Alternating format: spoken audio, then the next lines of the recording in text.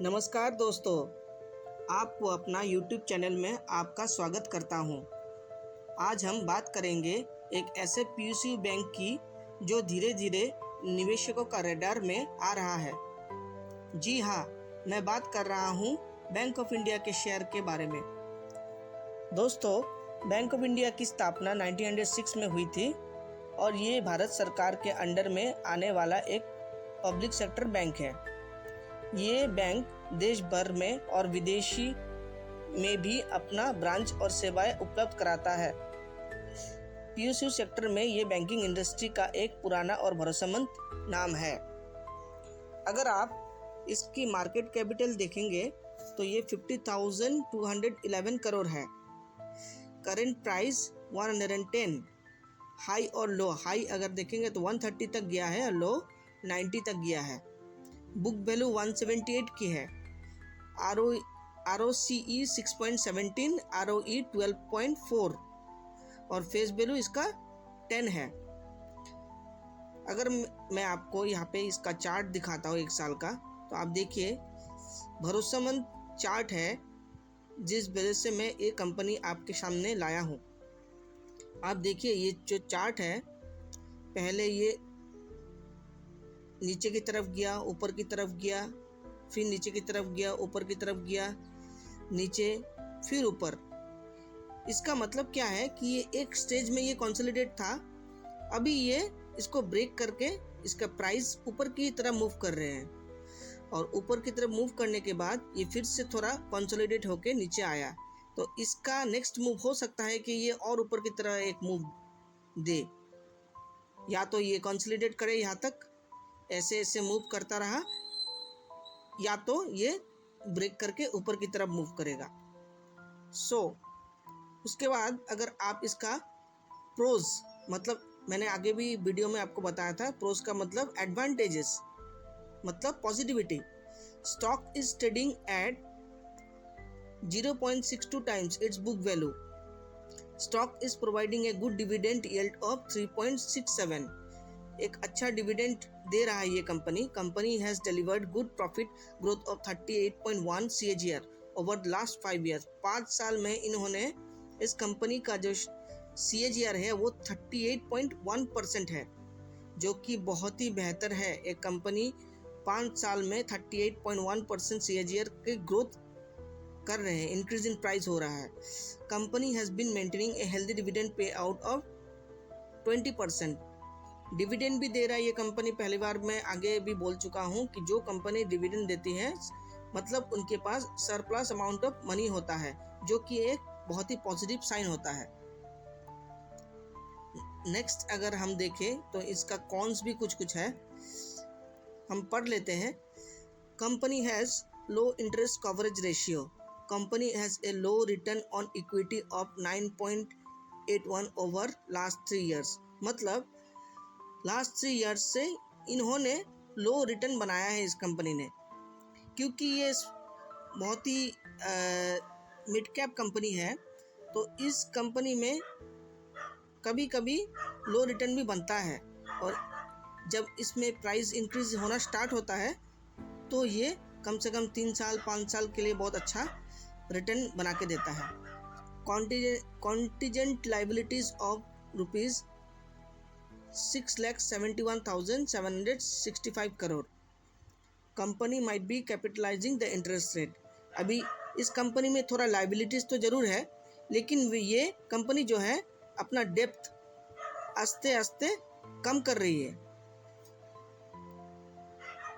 Next अगर मैं आपको यहाँ दिखाता हूँ इसका क्वार्टरली रिजल्ट, आप देखेंगे कि इनकी जो क्वार्टरली रिजल्ट रेवेन्यू है ये हर क्वार्टर में बढ़ते जा रहा है। You can see here 18,317, 18,479, 18,467। इनकी नेट प्रॉफिट जो है आफ्टर टैक्स, अगर मैं आपको दिखाऊं, प्रॉफिट बिफोर टैक्स ये होता है और प्रॉफिट आफ्टर टैक्स ये होता है। नेट प्रॉफिट इनका 2,638 जो दिसंबर 2024 में था, फिर इनका 2,602, फिर उनका थोड़ा सा प्रॉफिट कम हुआ है 1831। ठीक है, नेक्स्ट मैं आपको दिखाना चाहता हूँ इनकी कंपनी की CAGR ग्रोथ। CAGR ग्रोथ अगर देखें तो आप एक साल में इनका नेगेटिव ग्रोथ देख रहे हैं, लेकिन 3 साल में आप इस कंपनी का 29% की ग्रोथ देख रहे हैं। 5 साल में आप इसका कंपनी का 15% ग्रोथ देख रहे हैं। तो मैंने आपको यही बताया है कि ये मिड कैप स्टॉक है और ये मिड कैप स्टॉक में कम से कम आपको लॉन्ग टर्म इन्वेस्टमेंट करना चाहिए, 5 to 10 ईयर्स, 3 ईयर्स, 5 ईयर्स या 10 ईयर्स। अगर आप इस कंपनी में कम से कम 3 साल के लिए, 5 साल के लिए या 10 साल के लिए, 5 साल इज सफिशिएंट, लेकिन आप अगर चाहते हैं तो 10 साल के लिए भी रख सकते हैं। अगर इस कंपनी को आप होल्ड करते हैं तो ये आपको मोटा पैसा बना के दे सकता है। नेक्स्ट अगर आप बैलेंस शीट देखें तो बैलेंस शीट में भी देखिए आप इनका एसेट, टोटल एसेट बढ़ते जा रहा है, हर क्वार्टर में आपका बढ़ते जा रहा है।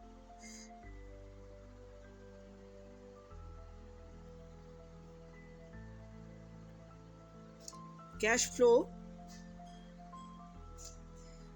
ये एक बात मैं आपसे ज़रूर शेयर करूंगा कि हर एक कंपनी, कोई भी कंपनी हो, वो अपना डाटा, अपना बैलेंस शीट, अपना फंडामेंटल्स थोड़ा बहुत कम ज़्यादा कर सकते हैं, अपना बैलेंस शीट में थोड़ा बहुत कम ज़्यादा कर सकते हैं, लेकिन कोई भी कंपनी या कोई भी शेयर अपना कैश फ्लो में बदलाव नहीं कर सकते हैं। कैश फ्लो एक ऐसा चीज़ होता है जो कि मैं अगर आपको एक एग्जांपल से समझाऊं कि आदमी कोई भी हो, अच्छे ड्रेस पहन के घूमे, आईफोन लेके घूमे, लेकिन उसका असली जो प्रेजेंटेशन है, उसका बैंक बैलेंस उसको दर्शाता है कि वो कैसा इंसान है, मतलब कैसा पर्सनालिटी है और कितना कमाता है। तो ये जो कैश फ्लो है इस कंपनी का, ये आप देखिए 17,714 है, जो कि बहुत ही बेहतर है।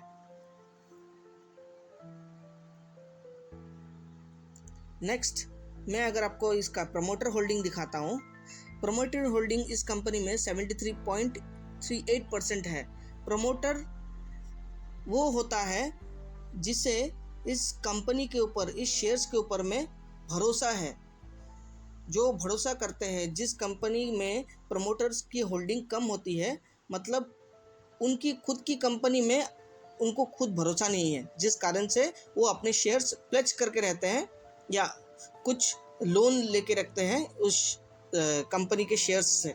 लेकिन जो होल्ड करके रखते हैं उस शेयर का, उसका मतलब इस कंपनी पे उन्हें पूरा भरोसा होता है कि हमारा ये कंपनी ग्रोथ करेगा। FII होल्डिंग भी अगर आप देखेंगे तो मार्च 2025 तक 3.88 था, जून 2025 में 3.53 है। FII होल्डिंग कभी कभी चेंज होता रहता है, कभी कभी प्लस होता रहता है, कभी कभी नेगेटिव होता रहता है। तो इसमें कोई बड़ी बात नहीं है, हो सकता है कि नेक्स्ट क्वार्टर में FII होल्डिंग फिर से चेंज हो जाए।